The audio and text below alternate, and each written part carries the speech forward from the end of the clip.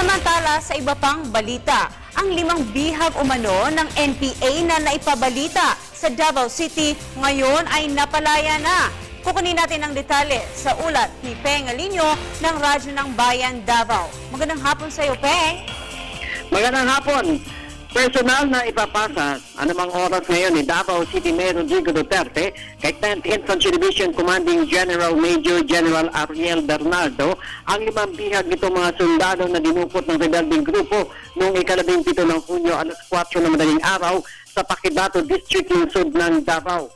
Ayon kay Bernardo na walang karapatan ng mga miyembro ng NPA na tawagin prisoners of war ang mga dinukot nilang mga sundalo na namamalengke lamang ng mga panahon yun ng kanila itong anya isa lamang ang gobyerno ng Pilipinas, kaya't wala rin anya silang karapatan para litisin ang kanilang mga bihag. Ang 5 sundalo na sila Corporal Emmanuel Quezon, PFC Ronald Gura, PFC Bernie Padilla, PFC Donato Estandia at Private Martiniano Pasiagas Jr.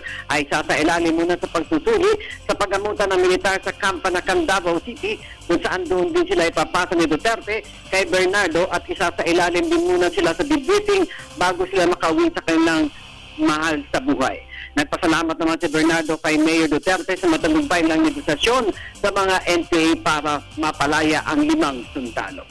Para sa Telebisyon ng Bayan, Peng Alinio ng Radyo ng Bayan, Davao, nag-uulat.